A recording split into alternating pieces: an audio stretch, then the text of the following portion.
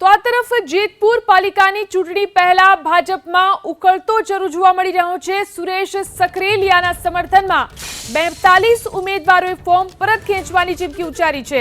42 ઉમેદવારોએ ફોર્મ પરત ખેંચવાની ચીમકી ઉચ્ચારતા જ દોડધામ શરૂ થઈ ગઈ છે। જયેશ રાદડિયાએ ડેમેજ કંટ્રોલ શરૂ કર્યો છે। સુરેશ સખરેલિયા અને અન્ય આગેવાનો સાથે રાદડિયાએ બેઠક કરી પૂર્વ પ્રમુખ સુરેશ સખરેલિયાને મનાવવા રાદડિયા પ્રયાસ કરી રહ્યા છે।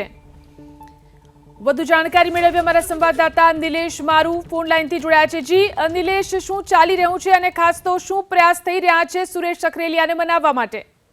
જી ચોક્કસથી જણાવી દઈએ કે જેતપુર પાલિકાની ચૂંટણીમાં છે તે રાજકારણ ગરમાયું છે।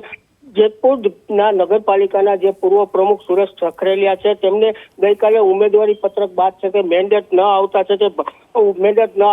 ચકચાર મચી ગઈ હતી। ત્યારે પૂર્વ પ્રમુખની ગઈકાલે ઓફિસમાં છે તે 42 ઉમેદવારોએ મીટિંગ બોલાવી અને સુરેશ સખરેલિયાને સમર્થન જાહેર કરેલું હતું અને ઉમેદવારી પરત ખેંચવાની ચીમકી ઉતારી હતી। ત્યારબાદ છે તે ભાજપમાં છે તે ભડકો થઈ ગયો હતો અને જયેશ રાદડિયાના નિવાસ સ્થાને છે તે આજે સુરેશ સખરેલિયા અને આગેવાનો સાથે છે તે બંધ બારણે એક બેઠક ચાલી રહી છે। ત્યાં અને ધારાસભ્ય જયેશ રાદડિયા દ્વારા છે તે ડેમેજ કંટ્રોલ છે તે શરૂ કરવામાં આવ્યો છે અને પૂર્વ પ્રમુખને મનાવવા માટેના પૂરા પ્રયત્નો છે તે શરૂ કરી દીધા છે। ત્યારે કહી શકાય કે પૂર્વ પ્રમુખ સુરેશ સખરેલિયા અને જયેશ રાદડિયા છે તે ખૂબ જ નજીકના ગણાય છે। ત્યારે સુરેશ સખરેલિયાની જ ટિકિટ કપાઈ જતા અત્યારે રાજકારણમાં છે તે ભૂકંપ મચી ગયો હતો। ત્યારે સાંજ સુધીમાં છે તે આ બેઠક બાદ સાંજ સુધીમાં છે તે ઘીના ખામમાં ઘી પડે છે કે અન્ય કોઈ ઉમેદવારી પરત ખેંચવાની વાતો કરે છે તે જોવાનું રહ્યું।